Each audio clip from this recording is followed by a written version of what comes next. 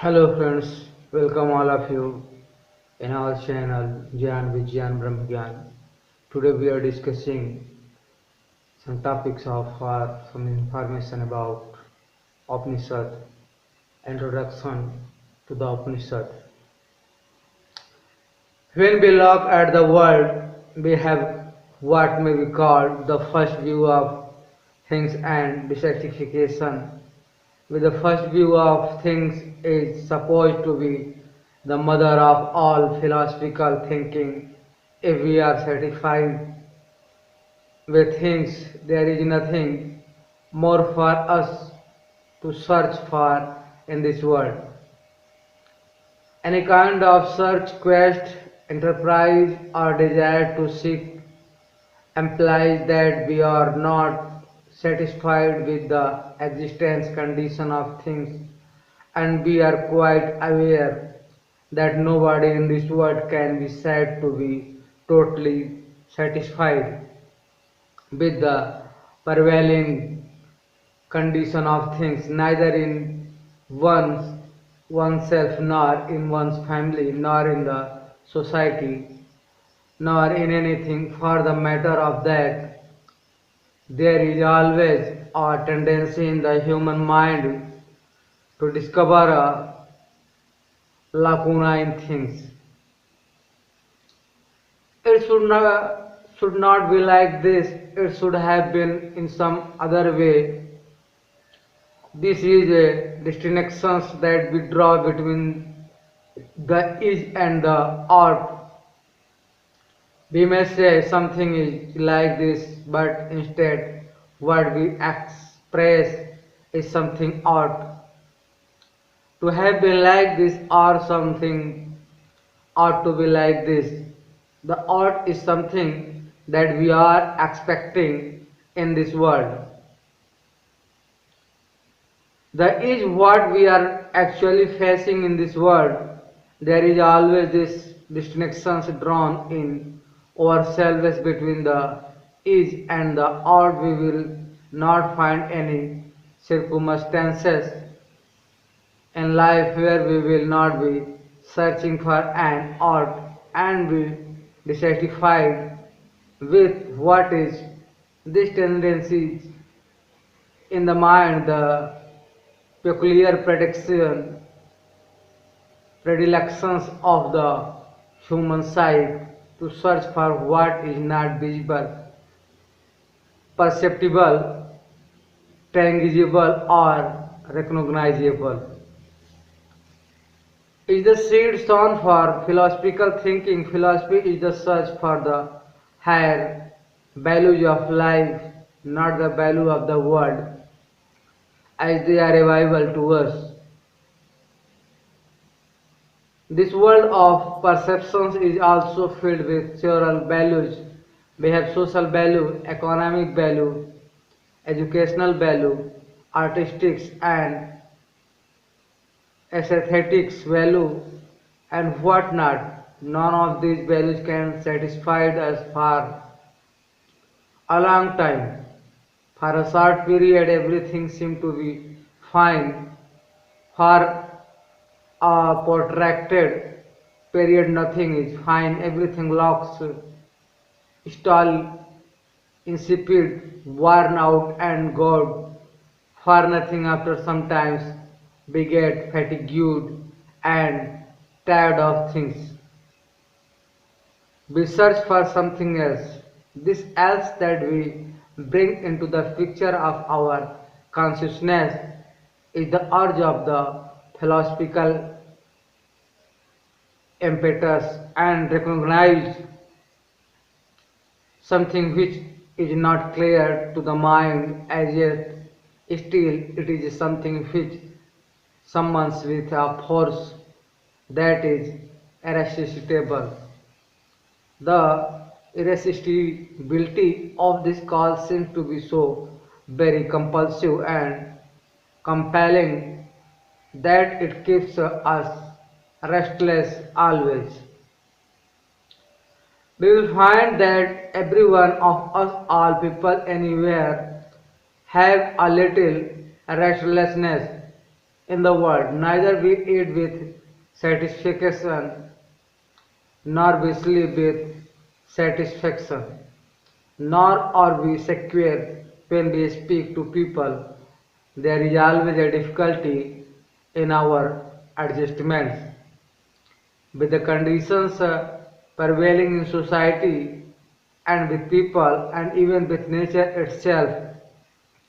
This kind of adventure of the spirit, we may say, was at the back of the ancients in India, who are supposed to be the promulgators of the great scripture called the Vedas, especially what are known as the Veda Samhita, the mantras, the poem or the large poetry of the Vedas.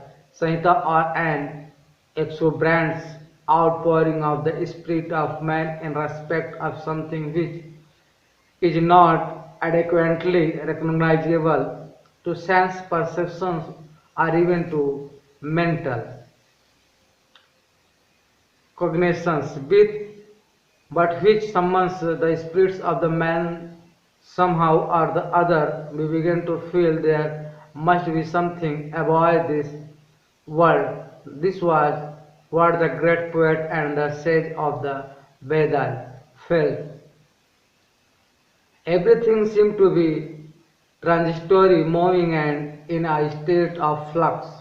There is a change in nature, change in human history, change in our one mental and biological constitutions, change in even the solar system, the astronomical setup of things. Everything is changing.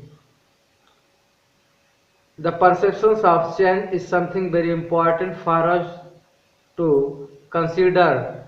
How do we know that things are changing, that things are moving or transitory? There is a logical peculiarity or significance and a subtlety at the back of this ability on our part to perceive change and transition in things or things that change cannot perceive change by itself. Change cannot know change. Only that which does not change can know that there is change. This is a very important point at the rock bottom of our thinking, that we have to recognize if everything is changing, who is it that is telling us that everything is changing? Are we also changing with the things that change? If that is the case, how do we come to know that all things are changing? Logical analysis of this peculiar analytical circumstance tell us that there is something in us which does not change. Otherwise, we would not know that things are changing. Now, if oneself, this person or that person seems to be obliged to recognize something is oneself that does not seem to be changing, because one perceives change is general. We also have to be charitable enough to accept that everyone in the world has this something which does not change. I have something in me which does not change, and you also have something in you that does not change. If this is the case, it seems to be everywhere. It does not mean that this changing, unchanging so called, this is only in one person's, as all persons have an equal prerogatives to conclude that something unchanging seems to be there, speaking in a language which is not subject to connection with changeable objects.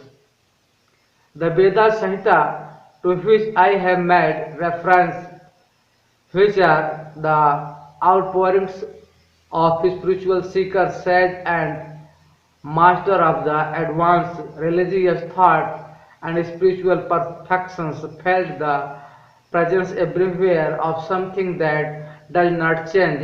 All things seem to be embedded with something that cannot change. This is due to a logical conclusion to which we are led, namely that the perceptions of change would not be possible if everything, including oneself, including even the perceiver of change, also change. Therefore, transitoriness implies a non-transitory background of things.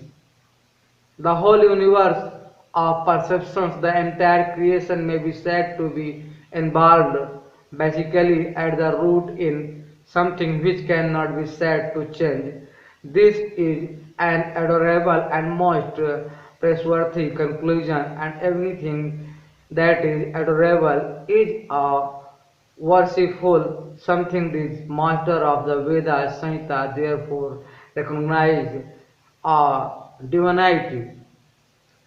In all things there is a God behind every phenomenon, which is another way of saying there is an imperishable background behind every perishable phenomenon.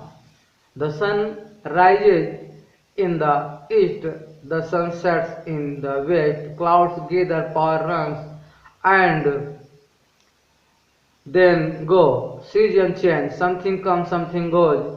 We are grown, we are become old, and we also go. Everything is changing everywhere, even in the vast universe of the astronomical calculations. But all this is only an indication, a pointer to an unrecognized fact of there being something which is an adorable background of the cosmos itself, and wonderfully, majestically, and touchingly we may say these sages of the Veda Sanhita began to see a God everywhere. There is no ungod in this world, because every phenomenon must be conditioned or determined by something which is not a phenomenon itself.